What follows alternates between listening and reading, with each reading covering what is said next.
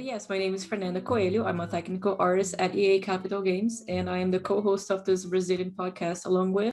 My name is Nina Petchprapa. I'm a technical artist at Art.Ep.3. And today we've got a guest. Yeah, I am the guest. I am Nick Kaelin.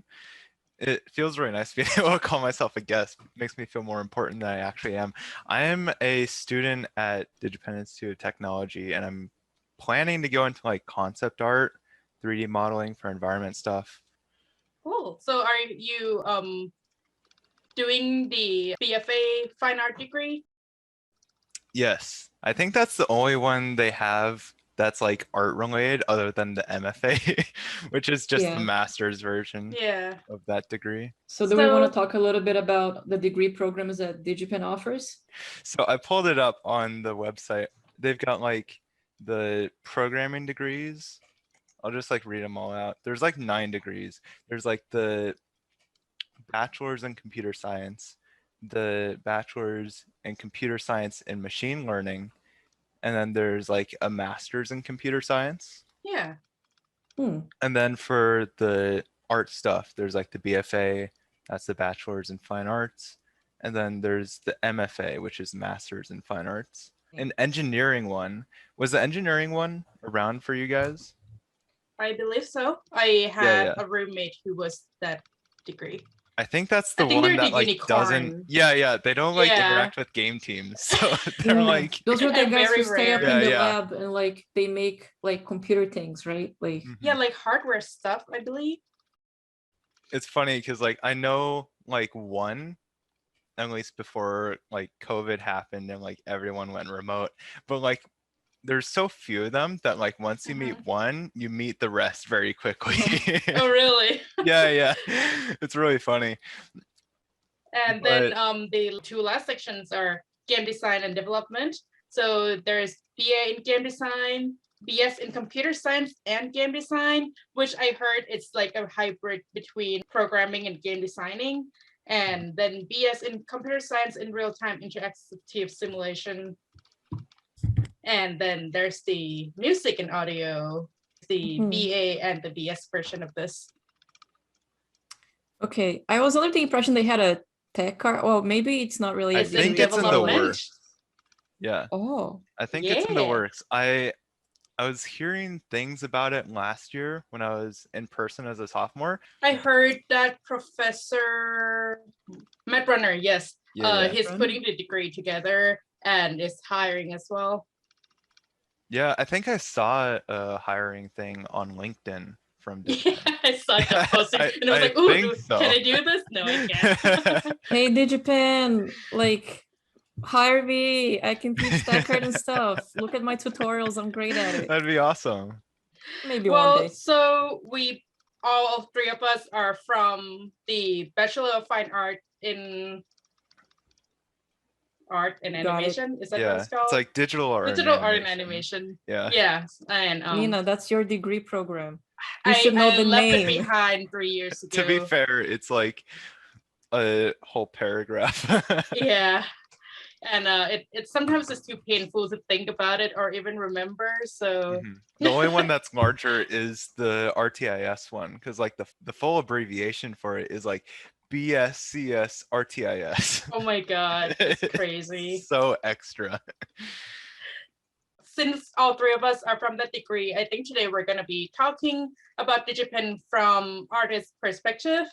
Let's start with how you guys got into Digipenn, or like how did you even heard about it? Because I honestly, until a year before I applied to Digipenn, I never heard of the school before. For sure. I've got a somewhat interesting case because I was like homeschooled my entire life. And the way that works is a lot of like homeschool families will get together and like essentially host their own like school once a week. And that happened to be across the street of Digipenn at the church, right across the road. That's no kidding. Yeah, Overlake Church. I worked there. Yeah. Oh, nice. Fun. It was horrible. Anyway, continue. I'd like see all the students walking over there. I'd like look at them and be like, look at all those nerds. And then here I am, Gamers. a Now you're DigiPen one of them. student. I am one of them. But yeah, that's how I sort of heard about DigiPen. One Gotcha. time there's like Raymond Yan and like some other guy was like trying like teaching a class at Yeah, the Project Fun yeah. summer It camp. was like kind of robotics, kind of programming. And I was like in that for a bit. I think I dropped out because I was like, it was recommended for like students above my age. So it was like tough to keep up with. And why did you decide to apply? This might be a little bit of a long story, but I didn't actually get into art really until joining Digipen and like sort of leaning up to Digipen. And the reason why I got into it was like basically when I one of the classes I took was an economics class, which sounds like it's totally unrelated, but they did like some kind of like test where it's like, oh, you do like these things and then it spits out like a graph that like sort of shows like what kind of like brain you have or whatever. Yes, aptitude test, something like that. But basically what mine said, among other things, was that I was like a very visual person. So anyway, there it was like mentioning like if you wanted to, you could go into like artistic jobs and probably do well. I'm like, okay, cool. And I just like forgot about that until like a couple years later. But then I was interested in joining Digipen because working in the game industry seemed really fun to me. I've been like a gamer my entire life, so I'm like, that'd be really cool to like make my own video games. Sure, everyone's probably been there at some point. And I could have gone to either like the programming side or the art side, but I chose the art because I enjoyed it more. Ironically, like I also was doing like running start at Bellevue College, which is like a college somewhat nearby. I was able to transfer a bunch of credits over to Digipen, so that's been nice. And one of the ones I didn't transfer, unfortunately, was a programming class. It was actually the first class that I like got a full 100% in. And granted, like Bellevue College is like super easy. And it was just like an entry level class. You basically like turn in the homework, and if your like program runs, it's like a 10 out of 10 points. So it's like incredibly easy to get a 100. But programming wasn't terribly difficult for me. I just didn't really enjoy it. I didn't really want to like spend the rest of my life doing it, so I pursued art instead. I see. I was gonna say, you like programming and art. Have you considered tech art? But if you don't like programming, I mentioned can't that really because help I know you guys are both tech artists. Yeah, that's cool. I think maybe at one day. some point I want to get into tech art. Probably not anytime I'm at Digipen. I feel like that'd be something like especially if I go more into the 3D route, learning a bunch of like tech things to help speed up my workflow would help a lot. I'm not sure like the extent that I want to go in. But... I mean, plenty of tech artists started after they start working, so it's not unusual at all if that happens to be your case. So what about you, Fernanda? What made you committed that crime of going to Digipen? My greatest sin. Well, when I was a young child in Brazil, not a young child, I was like 15 years old, and my dad was like, "Oh, you can make games for a living." I remember I was really into Nintendo because I was playing Zelda Twilight Princess and Skyward Sword, and I remember going to Nintendo's website, and they had like a tab that said, "Oh, so you want to be a game developer?" And they actually mentioned Digipen by name. Really? So nice. yeah, that's how I found out about Digipen. I also looked into a lot of other colleges because Digipen was very expensive, and it still is. But fortune fell upon my little head, and due to weird circumstances, I was suddenly able to afford it. And because it's a very small, more familiar school, I was more drawn to it, because the other colleges and universities I went to were those huge campuses, like the ones you see in those cool American movies and stuff. And that's the reason I was more into Digipen. So I decided to commit the crime. I like being in situations where things feel more familiar and safe and enclosed. So just the kind of person I am, more introverted. Also, the whole thing about gamer school was really appealing. Yeah. How about you, Nina? As for me, if you ask me in high school, I would never say that I would become an artist or making game for that matter. I was hoping to go into a science degree or medical degree, and I was really hoping that I would become a coroner. Coroner are people who look at dead people and try to determine the cause of death. I was even like job shadowing the coroner office and everything, and was like reading up on it. And after I graduated from high school, I actually got accepted to a few universities, including University of Washington, which is known for their medical degree. And I was like, hell yeah, I'm gonna go there. But mom decided that she wants me to go back to work in Thailand for a year because she feels like, oh, she's already getting old and she wants to make sure that I would know how to fend for myself if she happens to die. And I was like, no, what, Oh mom? my But I already goodness. got accepted. It was a long sob story, but because I was like, I already got accepted, and I was like, so hoping to go to that school for the last 2 years in high school. That's kind of where my thought changed after I went back to Thailand. I got to draw more because I wasn't going to school, right? I was just working. Basically, after a year of working in Thailand, I just wanted to get out of there. I didn't want to keep working anymore and just finished my school. So I decided that I will go for art instead. And I didn't want to spend another 10 years going through college and specialization anymore.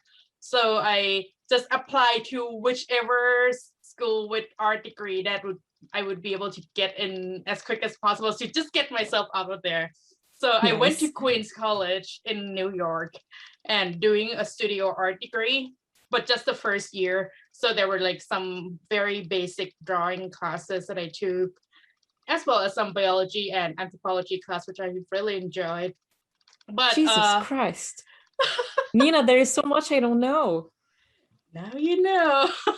And from there, I was hoping to get into like a more art focused school, slash, being a little nearer to my sister who lived and still lives on the West Coast. So over the winter break, my sister invited me over to check out a couple colleges in the Seattle area, one being Art Institute of Seattle, and oh, rest in peace, they're gone now. Oh, yeah. And another one was Digipenn. So I got to check out the open house for both schools. And I think the first place I went to was the Art Institute, and I was like, oh, okay, they're cool, yeah. And then later in the day, I went to Digipen, and my mind was blown. Everything, like all the working lab, all the nerd-looking people, I was just feeling so at home. Yeah, as you said, it was very expensive, but after some convincing and my gracious mom, I got to attend Digipen. Yeah, I was hoping to become an animator actually. Yep. What made you guys want to go into animation at the beginning? I was just into it. It was cool. I really enjoyed 2D animation classes with Mr. DeFato. I was also pretty good DeFato at is it. great. Yeah. Love that guy. He's a treasure. If you have the chance, I would highly encourage you to take his gesture drawing class. It's like one of the most fun classes in school, in my opinion. But then, because of game industry, I started doing more 3D animation, and eventually I realized, oh, I'm not getting a job here like this. So tech art was the thing that appeared out of nowhere. And I'm sure it was somewhat similar to Nina. Yeah. Gotcha. As we have mentioned about this in our previous episode, feel free to go check it out, audience. Yeah.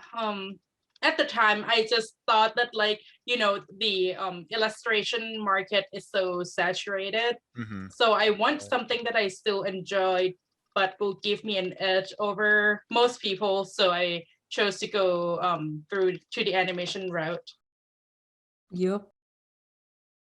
Housing. What was your housing situation when you went to Digipenn, Fernanda? Well, I think the same for most international students, which was I attended the Digipen housing. But you don't really get to choose your roommates, I think, in the first year. Unless At you least specify in your form, you could choose, but like most we people don't know didn't know anybody. anybody. Yeah. Yeah. It's funny because before going to college, there was always this romanticization of, oh, my college roommate, so we're gonna be super best friends. And then Not. no, yeah, like my first roommates, one of them I'm still very good friends with to this day.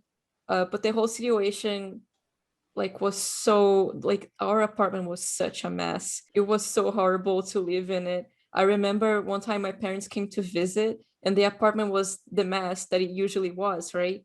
And my parents were like, oh my God, like this is not, it's not like this every day, right? Like this is just like there is something going on this week that made everything very messy, right? And I was like, nope, this is how it is every day, every week. I wanted them to understand like why I wanted to get out of Digipen Oh, housing. fair enough. So I wanted to use it as an argument, so they could help me move to another place.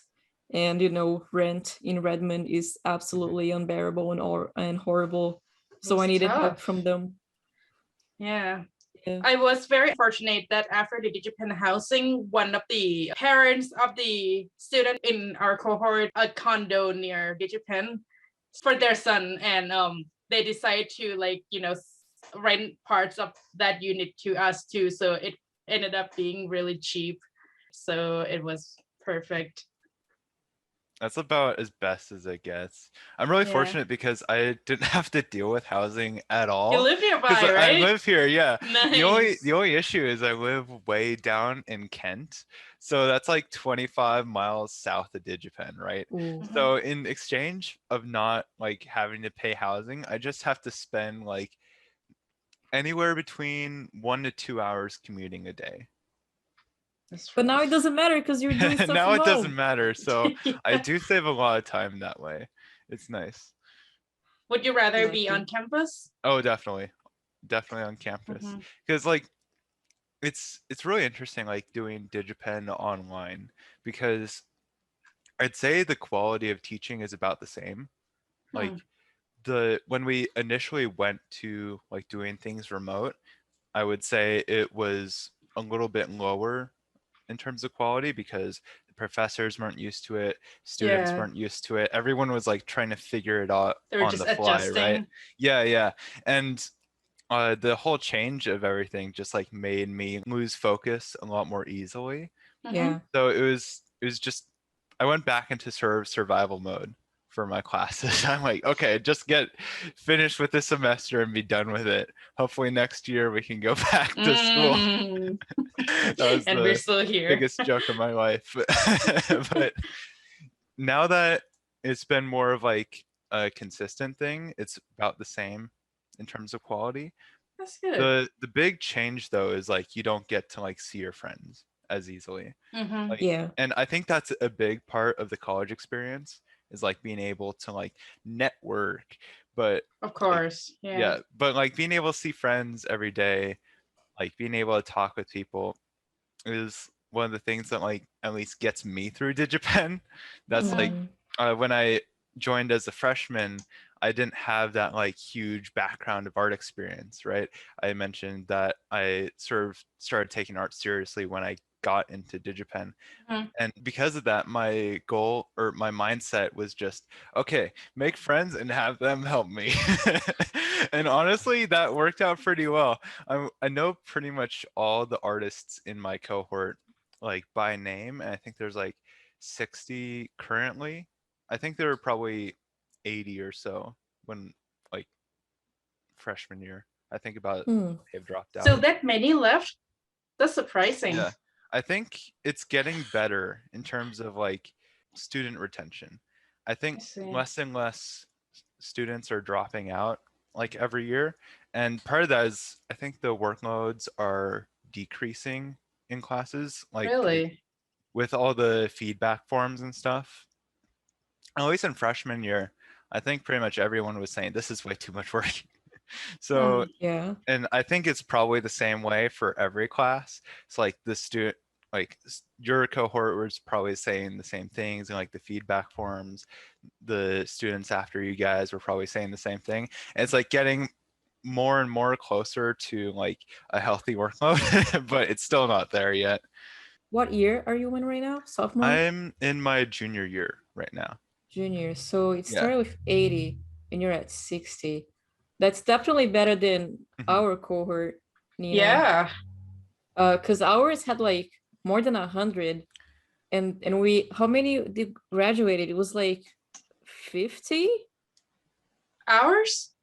Yeah. Definitely less than half, I believe, from where we started. But I don't remember how many. Really? Less than half actually graduated? I think so, at least for BFA. BFA. Dang. I didn't actually go to the freshman orientation before the semester started because I forgot. But I was just chilling in my apartment. But the story that I heard was that the principal, I don't know, someone went up there and was like, look to your left, look to your right, and most likely the people you see are not going to be there anymore. Come senior year. And I was like, that's horrible. Why are they proud of that? Yeah. The fortunate thing is apparently my cohort was the last one to get that talk. Oh, really? Good. Yeah. That's good. It should have been something that they're like proud of. But yeah, he's basically like, look to your left, look to your right. Like the people sitting next to you won't be here when you graduate. In my case, the two people sitting next to me didn't make it because I remember. Ooh. Dang. Wow. Yeah, not a good thing to be proud of, Digipen. Yeah. That's not cool. Right? I don't want to get sued, but like, don't do that. Pushing students into the edge of insanity and being proud of that because they had to quit school was so messed up. I will say though, in terms of like those who drop out, at least the students that I know, a lot of it comes down to the financial reasons, especially when they're getting like loan, or I'm not sure if it's loans or like financial aid from the government or something, but a lot of times those things are tied to like grade requirements. Yep. Because Digipenn has such like strict grading, it's difficult to hit that like 3.0 or 3.5. So they aren't able to like hit those grade numbers, and then they lose the money to go to Digipenn, so they drop out just because they can't. Yeah, I had a lot of friends who had to deal with the stress of financial aid and just like the cognitive dissonance of this need for your GPA to be really high so you can maintain your scholarships, but also the workload makes it nearly impossible to maintain the GPA unless you like overload on energy drinks. I had a Red Bull for the first time yesterday, and I'm so glad I did not find out about energy drinks during my time at Digipen, because I'm pretty sure I would have developed some kind of illness from like drinking too much of this. I feel like everyone needs caffeine at Digipen, at least in freshman year. Like freshman year was definitely the hardest. Yeah. And I think that's partially because they're trying to weed out the people who like aren't really going to be a good fit for like doing art as a career. I'm not sure like entirely the reasons behind why they do it, but anyway, I just remember at like the end of the second semester, I was like, as my morning routine, I would go to Starbucks and order like a 4-shot of like espresso. Yep. I'd be on like maybe 4.5 hours of sleep, chugging down tons of coffee, trying to stay awake. I'm glad that I get like 8 hours of sleep every night. You do? Yeah. Holy shit. How? I don't know. I first was able to do it during sophomore year. And I think part of that is because I had like a background in Photoshop, for example. So that made like digital stuff easier. I was able to take before actually going to Digipenn, I took one of their like, I think it was like either Project Fun or Wannick. I took like an animation thing there. That was Okay. with Maya. So I had a slight background in Maya. So that wasn't like totally new information for me. So as soon as like we hit sophomore year, we got into the digital programs, digital homework. So that just sped up my entire workflow. And I Mhm. think that helped me stay on top of things. I see. Mhm. Yeah. Yeah, I didn't have to pull as many all-nighters as all of my friends, but I feel like even when I was getting 8 or 9 or 10 hours of sleep, my sleep just didn't feel restful. And that's the reason I was tired all the time. Um, and I don't know what they tell you. I remember being told, oh, it doesn't get any better when you're in the industry. And I'm like, that's lies, because it does get so much better Mm-hmm. in In the the industry industry? if you're with a cool if you're with a cool studio. Nice. Like my quality of life compared to Digipen is like 1,000 times better. It's crazy too, Or because like I've done a couple interview, like informational interviews, one of which being Nina. Thank you again for that. no problem. I did it with another Digipen alumni, and during the internship like fair Internship at fair? Mm. Digipen. Yeah, it was weird online, but that's besides the point. I talked with another Digipen alumni at that, and pretty much everyone's saying that like Digipen's way harder than the industry. It It's Yeah, is. crazy. I agree. You're I not don't get eating it. well, you're not exercising, you're not sleeping. Mhm. I remember this very specific moment after Digipen. I was on my treadmill exercising, and I thought, oh my God, this is what it feels like to be happy. I forgot. And yeah, Wow. it just gets better. That's all I'm saying. Mm-hmm. It's been very nice hearing that. It's been very Oh nice, like yes, asking the Digipen alumni that question, being like, "Oh yeah, Digipen's way harder because I have the light at the end of the tunnel," you know? absolutely. Yeah, they should be Yeah. telling you that it gets Mhm. better, not that it gets worse or that it Mm-hmm. stays the same. Yeah, it's really interesting for me because I also watch like a lot of YouTube tutorials on art and stuff. I have like a lot of outside sources I'm trying to learn from as well as Digipen. And a lot of like common advice is like, oh, you got to be like grinding really hard. You got to like be working those hours and stuff like that. But Hmm. I think like they're probably trying to tell the like artists who like put in maybe like a half hour a day or less than that. But in my mind, I'm like thinking I spend like 12 hours a day on artwork. I need to put more in. I can't do more than this. That's not sustainable. It's not. It's not Yeah. good. Yeah. I mean, like, after you graduate, it's still really good to keep learning, to keep Hmm. working on your art, but it's also really important to keep a balanced lifestyle, because if you stay like on 4 hours of sleep every day, like how many more years are you going to be able to keep doing that, right? Yeah, yeah. It's a nightmare Yeah. doing A that. lot of people just burn out from the industry um Hmm. very quickly. And Digipen, if you're burning out at the beginning, you're gonna burn out at the end, because it's like a candle getting burned from both ends. Like it's gonna shorten your period of working in the industry. In Or terms just of your life. burnout, do you guys feel like you burn out less in the industry because you've dealt with DigiPen, or do you feel like it's added on to your burnout? That's an interesting question.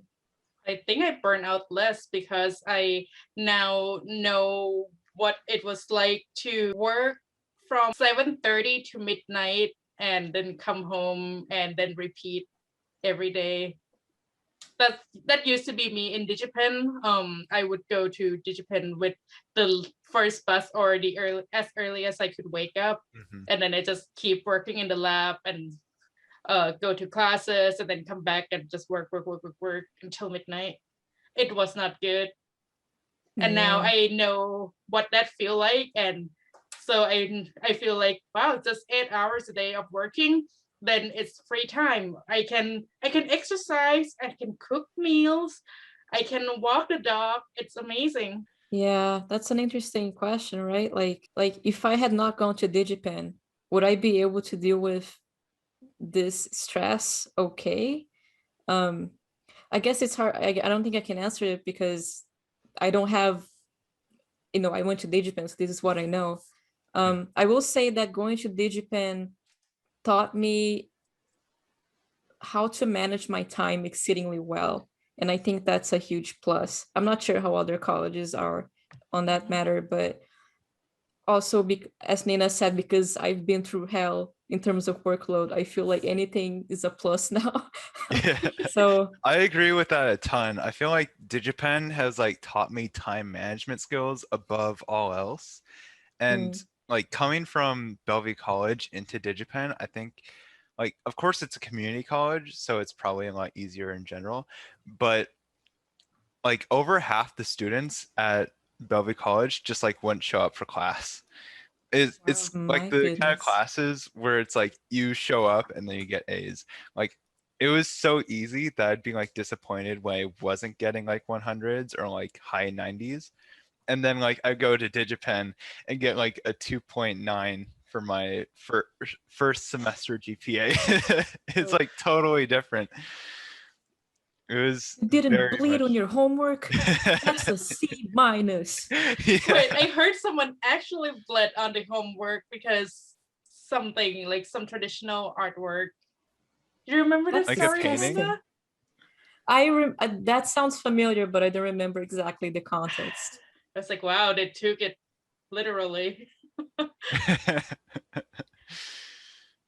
So I think we mentioned a little bit about game projects. So I would like to go over this briefly Yeah. for our lovely audiences. Feel free to chime in if you would like to add anything. So game teams are student game projects starting from sophomore year, at least for programmers and artists nowadays. Not back then. Students would have a chance to get together in a group and create a student game based on like they have certain different criteria according to the school year. The project can be a semester long up to 2 years long, depending on what you work out with the professor, right? And Something like that. we all had a fair share of the stories. Yeah. Yeah. Game team. You can Game either be a team. pile of dreams or a pile of salt. Yeah. I think all game teams go up to, or at least the junior game team goes up to a year and a half, because at least for artists, they go through like pre-production semester, a production semester, that's the one I'm currently in, and then a post-production semester. And then for the final senior semester at Digipen, there's like basically a portfolio class or like something to get you ready for the game industry. Gotcha. That's like taking the place of the game class. See, that is now the smart way to do it. Back in when I was still going, the pre-production is summer break. What? Yep, so it's not credited. We're just gonna Really? cram together and Wow, that do whatever sucks. work you can. And Back in then my you have day. a year to work on it. Dang. So game projects are interesting. I don't know about you guys, but my sophomore game teams were just like total train wrecks. I feel that. Yeah. I feel like those ones are more there so you can learn from your failures more than anything. Because my current junior game team is like so much smoother. But I will say I have had a very unique experience with my game team. So basically, my game team, like we got together at the end of March, kind of.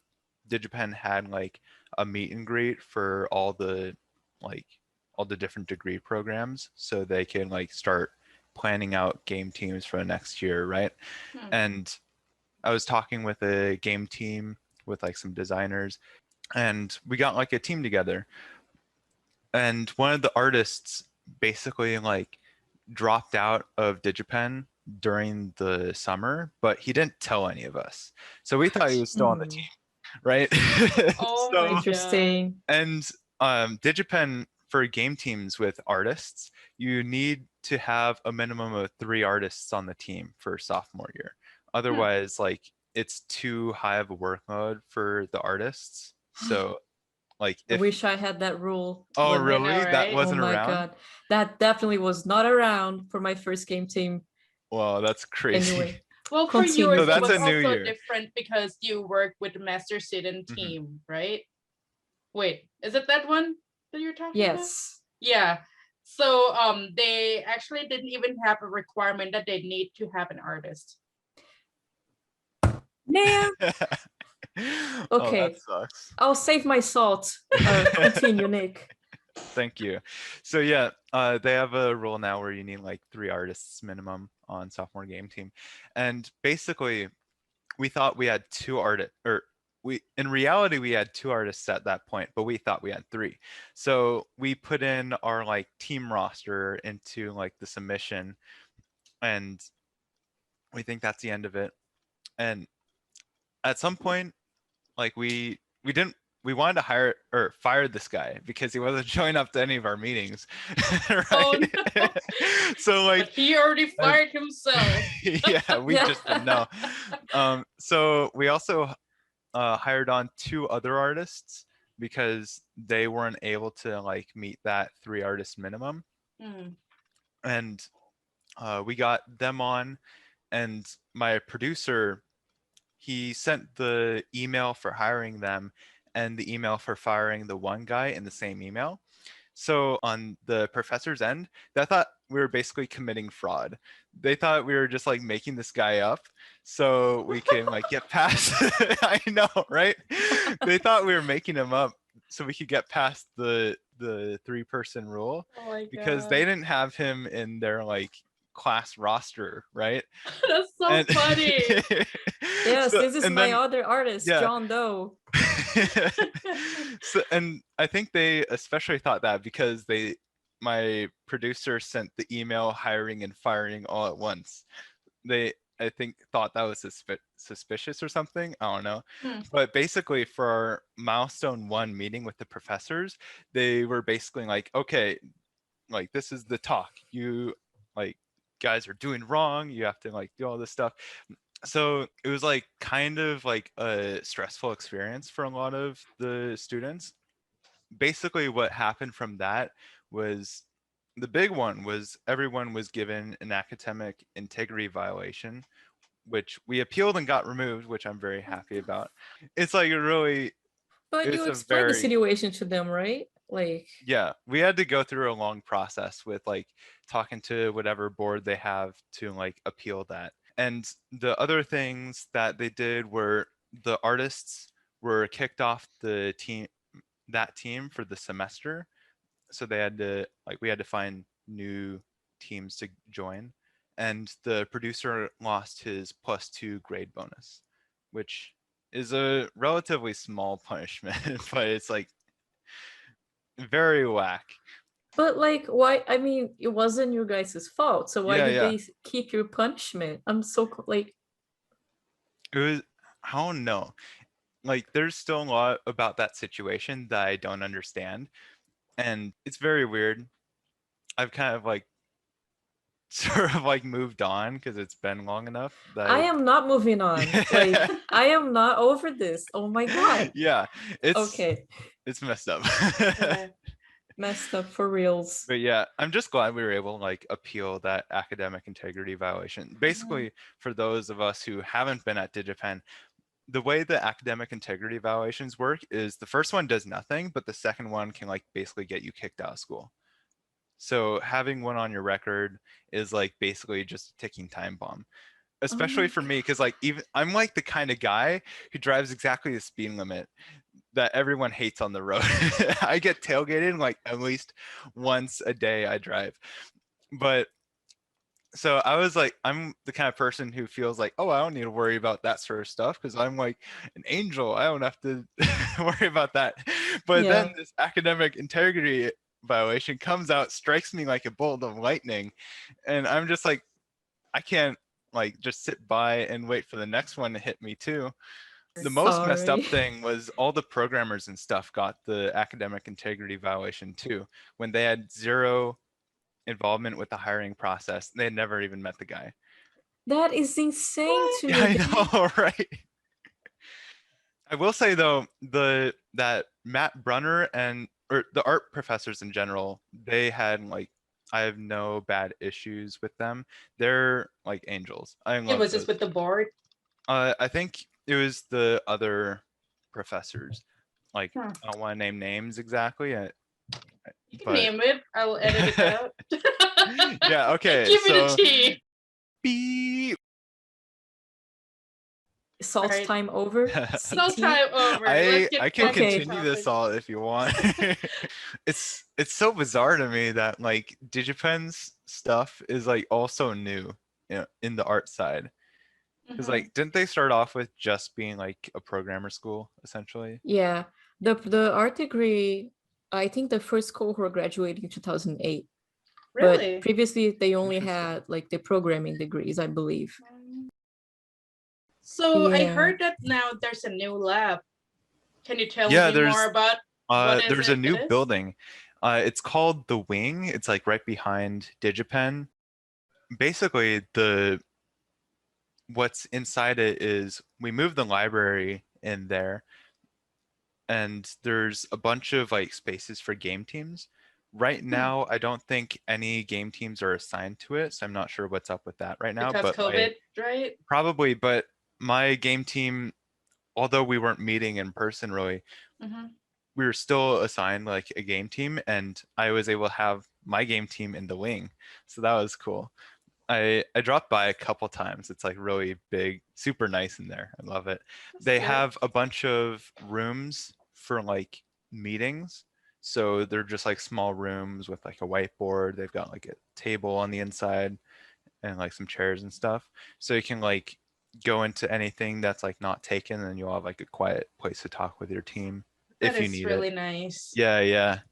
Back then, it There's was really an issue that game teams have meetings in the lab, and it got really yeah. loud. It gets super loud, dude. Mhm. Like, how many hours do you guys think you spent on homework when you're still at Digipenn? Anytime that I wasn't asleep or in class, Yeah. Yeah, same. I was just homework, baby. And Pretty much just if I'm homework. done with work, then you can always polish it. Yeah, yeah. It's like, It's that's never the thing that ending. sucks about like college work, is because it's weekly deadlines, you're never off the clock.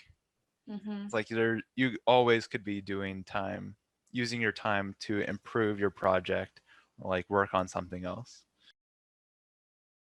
Anyway, so obviously right now is during COVID, but how did you guys manage your meal when you were still commuting to campus? Horribly. I just packed food along every day. Like, the nice thing about me living with my family is my mom was still able to like make lunches and stuff for Oh, me. that's So nice. that's like the only thing that got me through like still eating decently well. That So is I didn't have to good. like take my own time to make my food. Like, now that I'm like working at home constantly, I'm like cooking myself like lunch every day, making myself a lot of food. Mhm. So there's Hmm. that, but I'm exchanging it for like commuting time. So it kind of evens. Gotcha. I remember trying to cook. I made a lot of baked potato to the point where to this day I can't really eat potato anymore because I just ate so You're much just baked tired of potato. it. Yeah, like I just ate so much potato. I also ate a lot of spaghetti with hot dogs and broccoli because it's Together? cheap. Yeah, Or like, spaghetti with hot oh, dogs. interesting. Yeah, it's really good. It's like I thought it was like a popular like children's Really? meal or something. At least it is in I've never Brazil. heard that before. Maybe like just not in US, or maybe at least not in my family. Well, That seems interesting though. it's very good. Like spaghetti with hot dogs and a little bit of tomato sauce and some broccoli. It's like a whole meal. It's great. Hmm. But I did rely a lot on the food at school. But it was also very expensive, so I tried not to rely on it It was too so much. expensive. Yeah, and the price just kept getting higher too, like every year.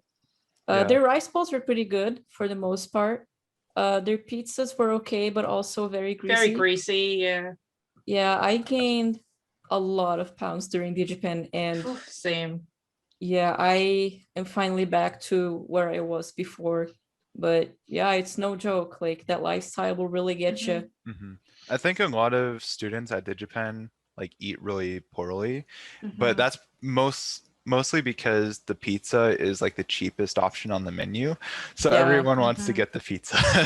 Yeah, although they do have a pretty decent salad bar, if I remember correctly. Yeah, I think they have a lot I of did enjoy their salad. healthy foods. It's just overpriced. Yeah, like their tiny bowl of salad, I remember, was really expensive. It's just like it's more worth your buck to just. Also, the pasta station, like they had a pasta station. I think they got rid of it for some reason. They also had a crepe station. And the crepe, yeah, which wasn't around during this senior year, I remember. Gosh, those crepes were amazing. Yeah. Like, I guess they couldn't find people who knew how to make crepes or something. Or it was taking too long, maybe. Yeah, the cafeteria was always understaffed. Yeah, I remember on Valentine's Day one year they had like a heart-shaped pizza, which was, in my opinion, the most Digipen thing ever. I didn't know that. That's adorable. Yeah, you could order it for like $20 or something. I'm like, I can make a heart-shaped pizza at home. Thank you very much. One good thing that I really enjoyed at Digipen was all the activities going on. It was one of the things keeping me from going insane, honestly. Like there would always be events in the recreation room, like some stupid easy things like art and craft or trivia movie night and more art and crafts. A lot was hosted by the RAs, the residence assistants. I didn't really go to those very much either, so I'm not like the person who know. Gotcha. But yeah. Yeah, Maria, a friend of mine, and I would always hit those events. We're like, even just a little bit. We want to go and like have a little bit of fun. You know, I can take off 10 minutes from doing work. I would just go there, craft something real quick, or eat free food, and then we would go back to work. Nice. Yeah. And, yeah, the free food was very appealing because I remember I was working for a student, what was it called? Student activities board to make the activities. And like the thing we emphasized was like we have to make free food available because that's what's gonna get people to come in. Oh yeah. That's smart. And back then, all the club activities, if you attend a club activity, you will get a free meal card, which you can exchange for either a salad or a soup or a pizza, if I remember correctly. Yeah, and something then they got rid of it. And so I stopped going to clubs. Do you know why they got rid of that? Like what happened there? I do remember it happening and people getting very upset about it. Yeah. I was also upset and like I don't understand it. Like a lot of people already have trouble eating. Like why are you taking away the one thing that make people eat? Like I don't understand it. Did you guys go to many clubs? I honestly haven't really involved myself in like any clubs. That's probably one aspect of Digipen I've been missing out on, especially during the pandemic. So I wanted to get your opinions on the clubs. It actually was quite nice. Some clubs has alumni and that would like just come to join, like Pokemon clubs. There was also some washi tape club that looked fun, but I never attended. Or Japanese club, which we were actually learning some Japanese. So that was neat. Nice. And I got one of my internship out of the Pokemon club from the alumni really that went there, and they were like, "Hey, are you interested in this?" And I was like, "Yeah." I do recommend it, but again, this pandemic, we don't know when you guys are gonna get back into school. Yeah. How do you find time for it? Because like you had it like even crazier than I did, and I was like, oh, I can't join any clubs. I don't have time. That's right. Like where did that time come from? I just work at the club, but like I participated in the activity, but then I just walk back to work on the stuff while also talk to Gotcha. people. I mean, to be Mm. fair, maybe if I didn't go, my work quality would be better. But back in the days, you get the meal card, so I think it was worth it. I was gonna say, you're getting that free meal card, huh? Oh yeah, Mm. I attended like 3 clubs a week, so get the sweet meal card. Yeah, I didn't really attend any clubs because, well, maybe the Tech Art Club a few times, when they had speakers and when I did stuff for them as well. But because my game team became such like a bonded group of friends, that was kind of like my entertainment as well as my work. So I didn't really go to many clubs. Also, being part of student activities board, I was the one making activities, so had to make Gotcha. things fun for other people. Well, I appreciate it. Thank you. I'm was a sure I lot of went to a work. few of your events. You did. Oh, and another cool thing about activities are game jams and the game night. So I That I think don't every remember. once in a while they will have Digipenn hosted game jams, right? Where you can get together and in over a weekend or so crank out some simple games with a group of people. And the game nights, I think there's a name for that. LAN party. Yeah, the LAN party. LAN party. Oh Yeah, yeah. That was neat. I've been to like 2 of those. It's, They're pretty fun. It's like 6 to 6. Yeah, something like that. Yeah, 6 It's like the p.m. school to just 6 doesn't a.m. close. yeah. Yeah. Where you can stay at Some Digipenn and places play get game all really night. stinky. Yeah. Yeah. Lots I of mean, people that's just like Digipenn in sleeping general. overnight. Yeah, but also free pizza and free Not soda free. and chips. Well, okay, you have to pay a little bit, but then it's unlimited afterwards. I remember that was like one of the coolest thing. I was Yeah, like, yeah. what is this? You just play game all night? Oh, it was so cool. A lot of people would just work all night. Yeah. I mean, yeah. I Yeah. remember hearing about the LAN parties before coming in to Digipen. I'm like, oh, that's gonna be so much fun. And then I'm like actually living the LAN party. I'm like, I have no time for this. Let's see what I can do with the short amount of time I have. Yeah, good memories for sure. Mm-hmm. You want to talk a little bit about networking and job resources at Digipenn, Nina? Yeah. So I don't know about now, but back then I noticed that there was a really good support system for this. There would be job posting on the school website as well as on the board in the Facebook group, right? And you can always get your resume and portfolio reviewed by career services. Yeah, yeah. And there would be networking events. Some of the big ones are such as the career fair or internship fair, but they would also invite different companies over to give a presentation. I think they're still doing it now because I saw an announcement on Facebook. Some more informal networking events, like a mixer. I remember going to this particular one happened in the rec room where it was for women in gaming industry. And there were a whole bunch of women from different tech companies, even recruiting companies or game studios. And one of the tech artists that I am working with also went there. So that was kind of cool because I got to talk with her and like got her business card and everything. So, I mean, of course, like with these events, none of these are mandatory to attend. So you really have to put yourself out there or like just kind of force yourself to go to these events.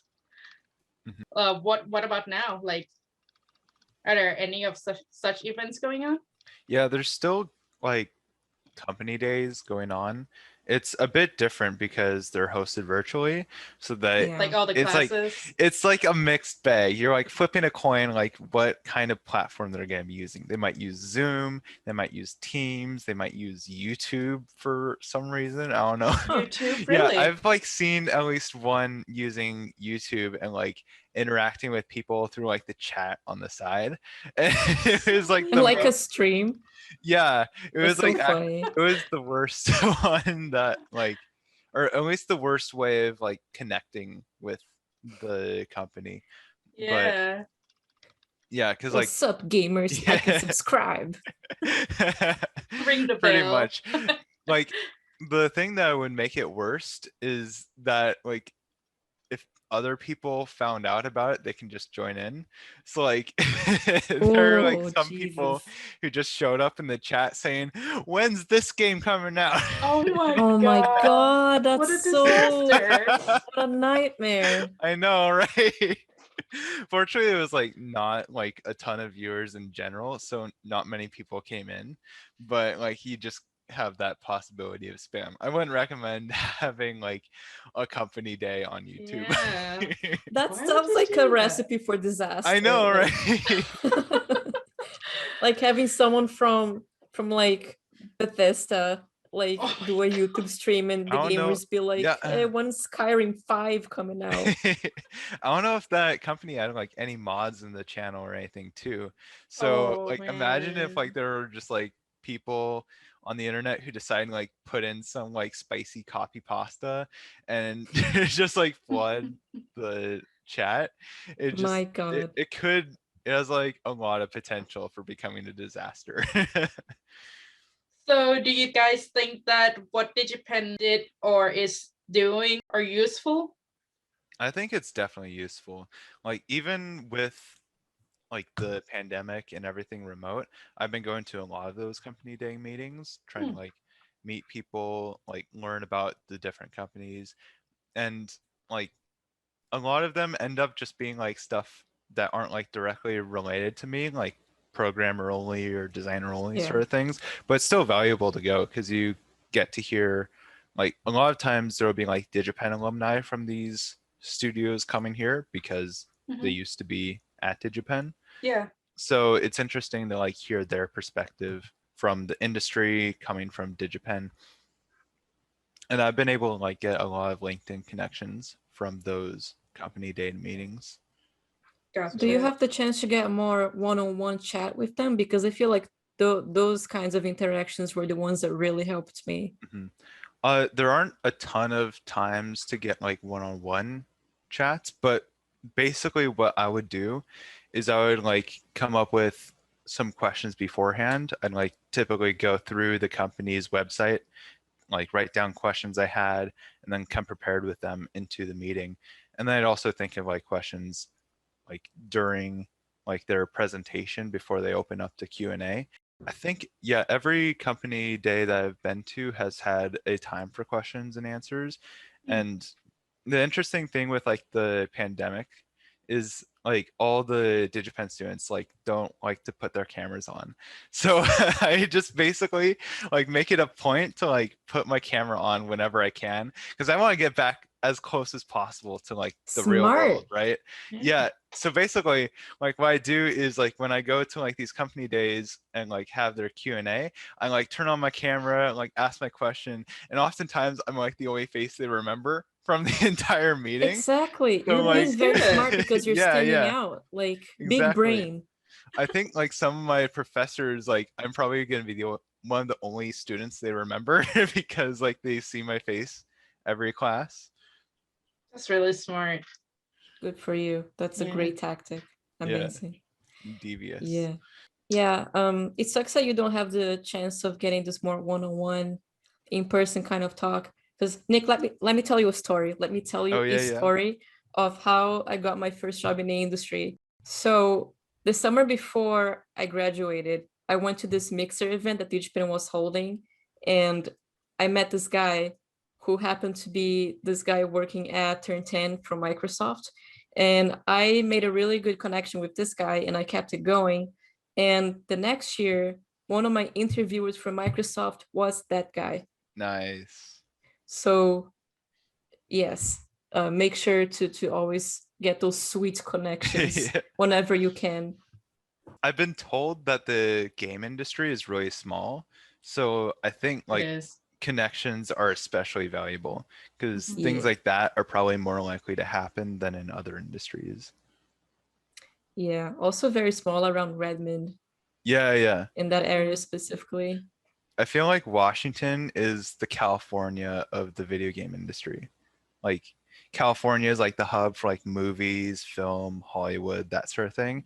And Washington is like the same with like the game industry. I wonder how it's gonna go now with the pandemic. People are moving away from those areas. Hopefully it's gonna get a little bit more spread out so that people don't have to move all the way across state or countries. But yeah, just like a lot of companies in Seattle, Bellevue, Kirkland, Redmond, like that area has a lot of stuff. So like, it's a great area to be. Yeah. One thing I noticed is that a lot of positions of job postings nowadays, a lot of them don't even require you to go in after the pandemic is over. It's completely remote. So I think that's where it's trending.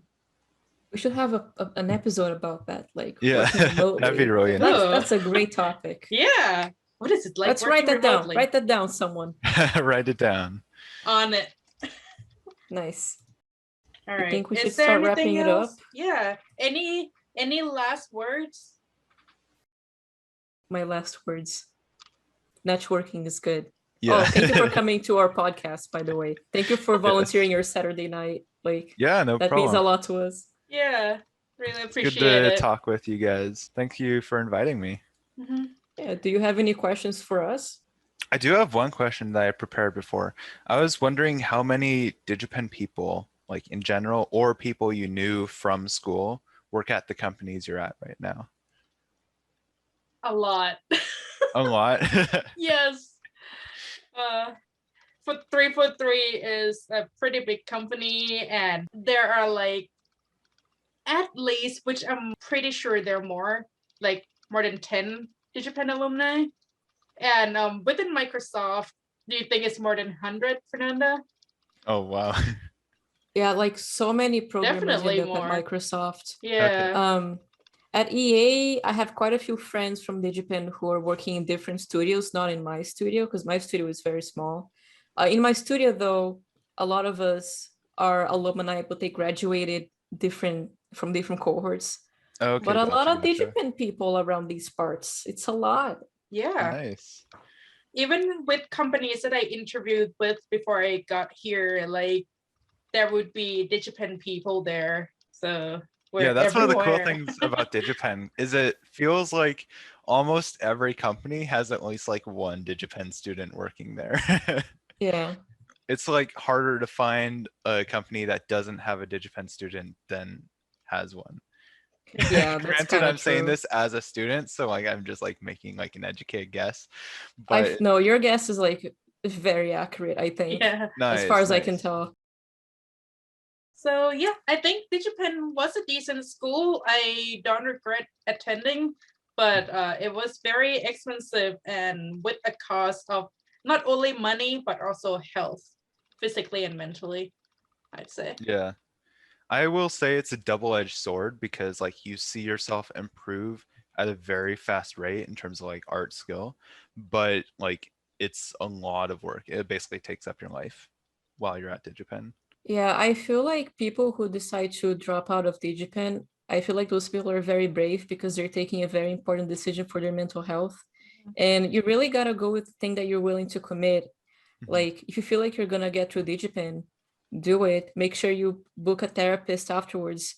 But you know, if you feel like it's not for you, there is no shame in like trying to find something that actually fits you. Definitely. Yeah, and yeah, it is a lot of mental stress. So get ready. It's pretty telling how we have therapists but no nurse. I never thought about that. Yeah, I had a friend who her therapist was like, oh, another one from Digipenn, come on right in. And I was like, oh my God. Anyway, I think that's it for this episode. Thank you for listening. Yeah, thank you for listening. Thank you, Nick, for being here. Maybe when we're famous, we're gonna bring you back. Maybe when you graduate. Yeah, like don't forget the little guys when you get big. Hell yeah. Remember your roots. Oh, yeah. Would you like to live? How can people go check out your work? Yeah, do a plug. I might as well. You can find my work on ArtStation. My ArtStation account is just Nick Kaelin, Nikaelin. Awesome. And yeah, that's the best place to see what I've been working on. Well, thank you very much, Nick, and thank you for Yeah. listening.